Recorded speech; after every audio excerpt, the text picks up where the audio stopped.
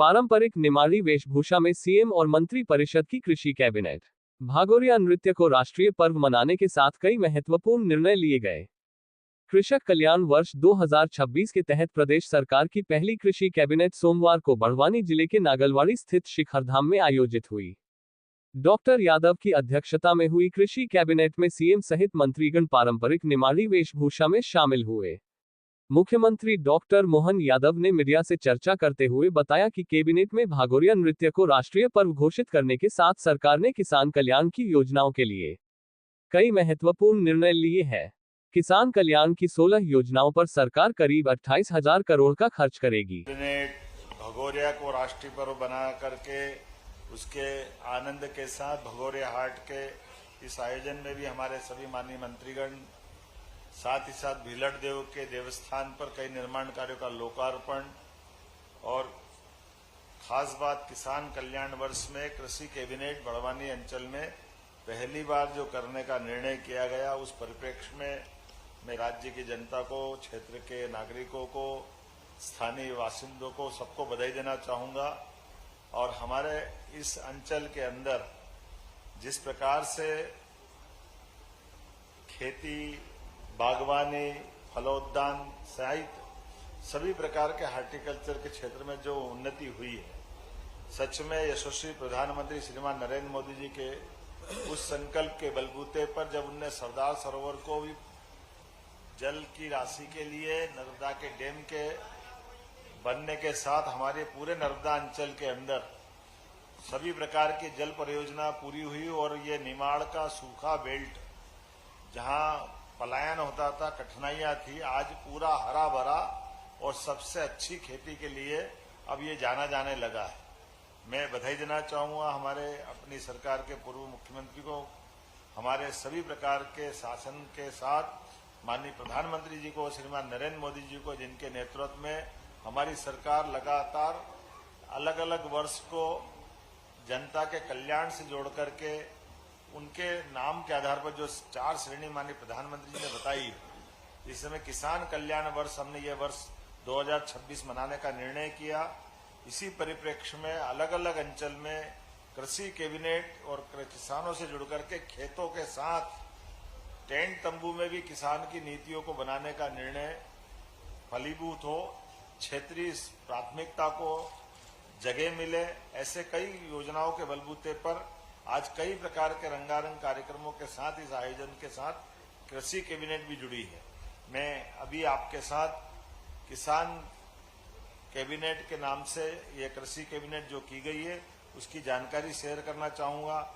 उल्लेखनीय है कि हमने नांगलवाड़ी में बड़वानी के अंदर ये कृषि कैबिनेट जो आयोजित की है, जिसमें किसानों के कल्याण के लिए संबद्ध 6 महत्वपूर्ण विभागों की 16 योजनाओं में अलग अलग निर्णय लिए हैं। इनका समग्र रूप से 27,746 करोड़ का भार सरकार वहन करने वाली है। ये किसानों के कल्याण के लिए हम ये राशि खर्च करेंगे। कृषि का 1, जिसमें अलग अलग विषय हैं, उद्यानिकी के 3, पशुपालन के 4, मछुआ कल्याण के 2, सहकारिता के 4, नर्मदा घाटी विकास के 2 प्रस्ताव इसमें शामिल है। नर्मदा घाटी विकास विभाग अंतर्गत बरला उद्वन माइक्रो सिंचाई परियोजना स्वीकृत की गई, जिसमें इस तहसील के 33 गांवों की 15,500 हेक्टेयर में सिंचाई होगी, जिसकी लागत लगभग 861 करोड़ रुपए के आसपास की है। इसी तरह 5 सेमल की सिंचाई परियोजना, जिसमें 5 सेमल तहसील के 53 गांवों के 22,500 हेक्टेयर की सिंचाई इस क्षेत्र में होगी, जिसकी लागत लगभग 1,208 करोड़ की आने वाली है। ये कैबिनेट के मैंने संक्षेप में प्रस्ताव बताए हैं। अलग अलग विभागवार अगर 27,746 करोड़ को मैं बताना चाहूंगा। उल्लेखनीय है कि कृषि किसान कल्याण विभाग में 3,502.48 करोड़ की राशि खर्च होगी। उद्यानिकी एवं खाद्य प्रसंस्करण की 3 योजनाएं, जिसमें 4,263 करोड़ रुपए से लगाकर 0.94 अर्थात लगभग 4,264 करोड़ के आसपास की राशि खर्च होगी। पशुपालन एवं डेयरी विकास की 4 योजनाओं में 9,500 8 करोड़ के आसपास की राशि इसमें खर्च होगी। मछुआ कल्याण मत्स्य, इसके 2 योजनाएं हैं जिनके लिए 218.50 करोड़ की राशि इसमें खर्च होगी। सहकारिता विभाग की 4 अलग अलग योजनाएं हैं जिनके माध्यम से 8,186 करोड़ की राशि का व्यय हमारे वित्त विभाग पर आएगा। नर्मदा घाटी विकास विभाग के माध्यम से 2067.97 अर्थात 2068 के आसपास ये पूरी राशि, जिसका कुल योग 27,746 करोड़ का होगा। 27,746 करोड़ के इन कृषि आधारित किसानों के लिए इस राशि के साथ बीते समय हमने विधानसभा के दरमियान उड़द प्रोत्साहन, ये देश में पहली बार हुआ जब हमने दलहन के लिए तीसरी फसल के माध्यम से 600 रुपये प्रति क्विंटल का बोनस प्रारंभ किया, जिसके आधार पर 4.15 लाख हेक्टेयर में इसकी बोनी संभावित है। सोयाबीन का बीते समय हमने भावांतर योजना में भुगतान करके देश में हमारा मध्य प्रदेश पहला नंबर का राज्य है, जिसके आधार पर हमने सोयाबीन की खरीदी की थी। उसी प्रकार तिलहन में अब सरसों पे भी भावांतर योजना का लाभ हम देने वाले हैं।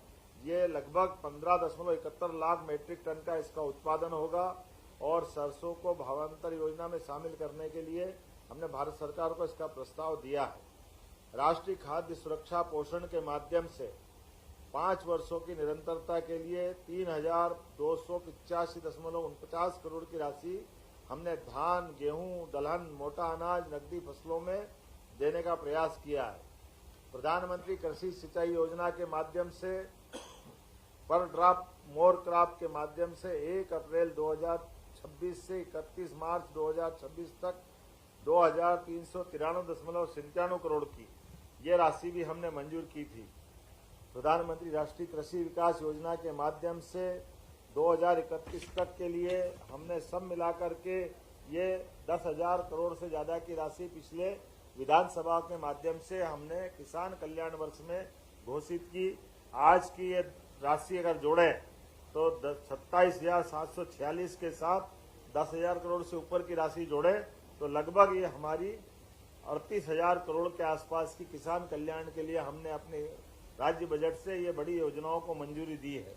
ये किसानों के प्रति हमारी प्रतिबद्धता है, हमारे अपने उस संकल्प की पूर्ति भी है जब हम हर हालत में किसानों को न केवल समृद्ध बनाकर राज्य को प्रगति के पथ पे ले जाएंगे, बल्कि किसानों के साथ साथ हमने 16 विभागों को जोड़ करके 17 विभागों के साथ जोड़ करके मत्स्य पालन, दूध उत्पादन, हार्टिकल्चर, एग्रीकल्चर सभी चीजों को जोड़ते हुए सहकारिता को भी आगे बढ़ाएंगे।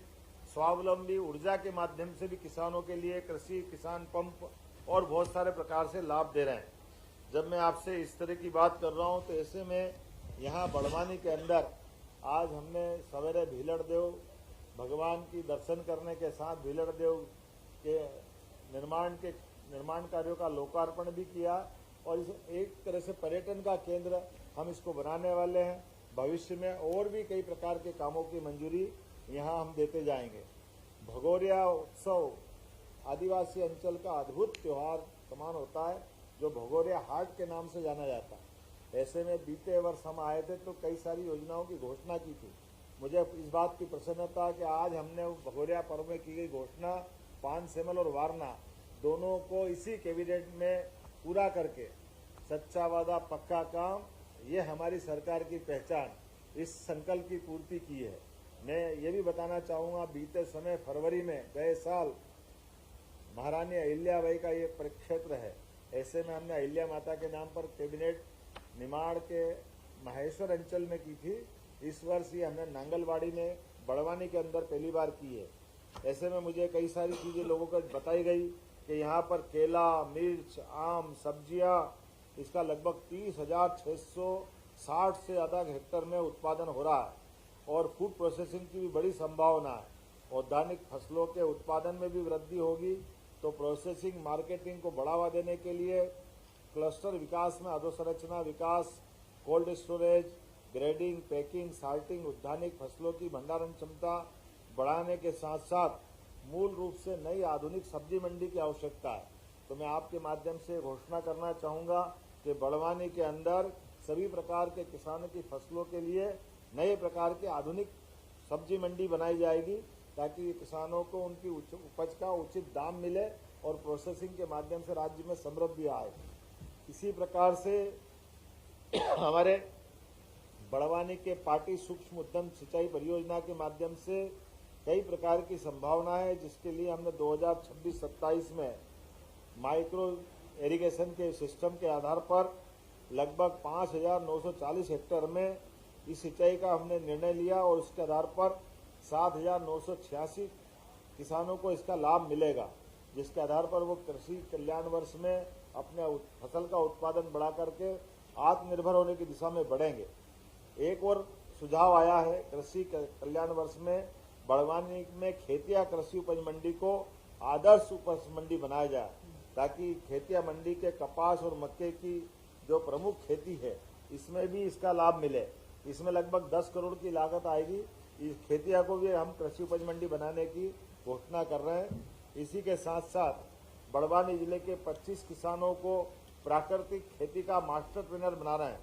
उल्लेखनीय कि मध्य प्रदेश देश के अंदर एकमात्र ऐसा राज्य है जो अपने प्राकृतिक खेती के लिए सब पूरे देश में जाना जाता है। ऐसे में हमारे यहाँ और प्राकृतिक खेती को बढ़ावा मिले, ऐसे में 25 किसानों को मास्टर ट्रेनर बना करके प्रदेश के बाहर प्रशिक्षण में भेजने का निर्णय भी हमारी सरकार के द्वारा लिया जा रहा है। ऐसे में इन मास्टर ट्रेनर के बलबूते पर निमाड़ और निमाड़ के बाद बाकी क्षेत्रों में भी यही क्रम जारी रहेगा।